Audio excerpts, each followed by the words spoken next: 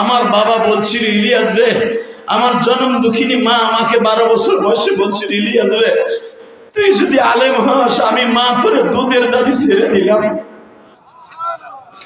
তুই যদি আলেম হস আমি মা বলে গেলাম। কত মা তোর জন্য পাগল হবে।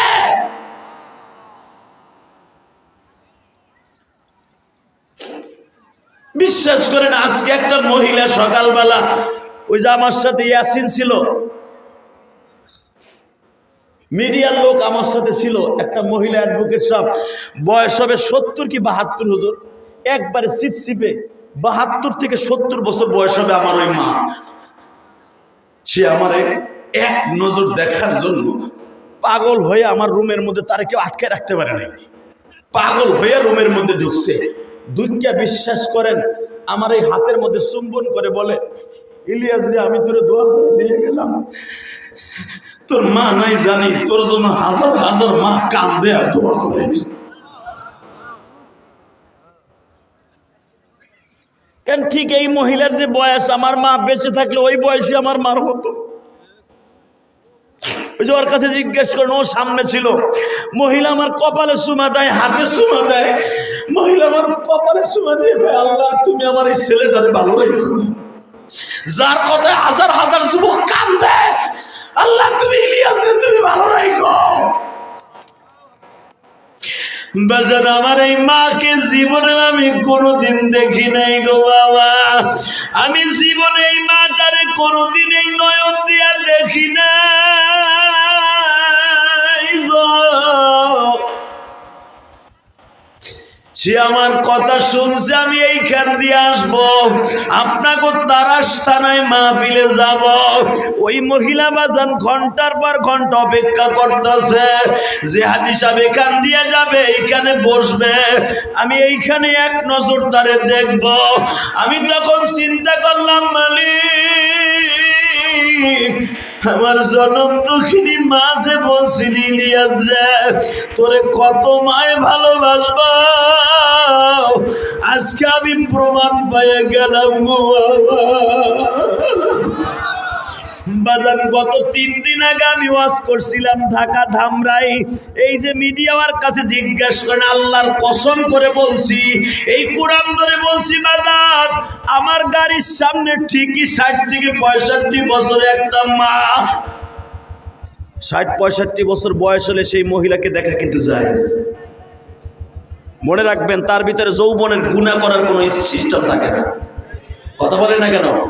এ মাইকেল তুমি নিচে নামো, চেয়ার সরাও।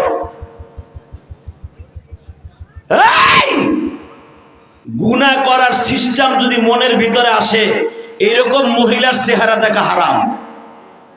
60-65 বছর হয়ে গেলে যাদের, আপনারা যারা বালেগ পুরুষ বিবাহিত সহজে বুঝে নেবেন, আমাদের মা বোনদের মাসে মাসে যেটা হয়, শরীর খারাপ হয়, এটা বন্ধ হয়ে গেলে ওই মহিলাকে দেখা যায়। আলহামদুলিল্লাহ বলতে পারলেন না? হ্যাঁ, যদি এই মহিলাকে দেখলে ভিতরে গুনাহ না আসে।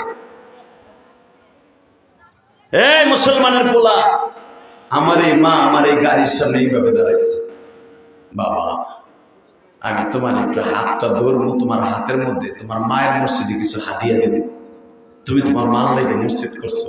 এই কোরআন হাতে নিয়ে বলছি, আল্লাহ সব জানেন, অন্তর্যামী। ও সিরাজগঞ্জের ভাইরা, যখন ওই মহিলা আমার হাতে টাকা দিয়ে খতখত করে কাইন্দে দিছে, হুজুর বাবা এতদিন শুধু তোমার ইউটিউবে দেখছি, মোবাইলে আর টিভিতে দেখছি, দেখে দেখে কাঁদছি, আজকে বাস্তব ওয়াজে শুনে কাঁদলাম।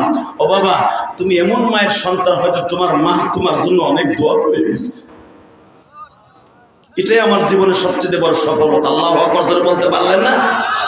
হে বাবা, এই দুনিয়ার সবচেয়ে বড় হতভাগা সে, যার অ্যাকাউন্টে তার মা বাবার বর্দ আছে।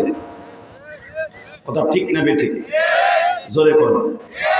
মন খারাপ আপনাকে, বেশি রাত করবো না, চিন্তা করি না, উঠছি সকালে, শেষ করবো সকালে, যেন ফজরের নামাজ আপনাকে ডিস্টার্ব না হয়। তুমি বই 2টা বন্ধু দেখি কয়টা, তুমি কয়টা বন্ধু থাও, তুমি আবার উঠে মুতার নাম দিয়ে উঠে যাও না। এই একসাথে বলতে হবে, এই কোরআনটা কার? ওই আল্লাহ এখনো আছে না? আছে। ওই কোরআনের বিরুদ্ধে। আর এই যে বারবার যে অটোটা যায়, এটা কি দেহস্তা তো রে ভলান্টিয়ার? এটা কি এর গাড়ি এটা বেটা?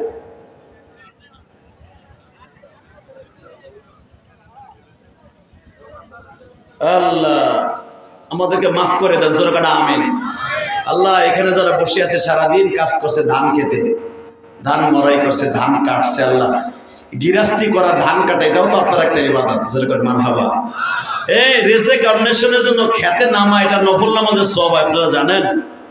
যদি ফজরের নামাজটা পড়ে কাশিটা হাতে নিয়ে আপনি ধান খেতে, ধান কাটতে যান, যত সময় জিকির করবেন লা ইলাহা ইল্লাল্লাহ, লা ইলাহা ইল্লাল্লাহ,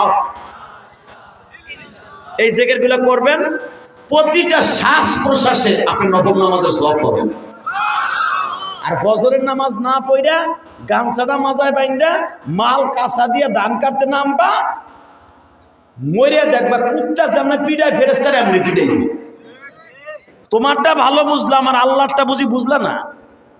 এই জন্য নামাজটা পড়ে তারপরে মাঠে নামবেন ইনশাল্লাহ। বলেন আল্লাহু আকবার, জোরে বলেন তো। এইটা যারা বুঝছে ওরাই আল্লাহর জান্নাতে গেছে।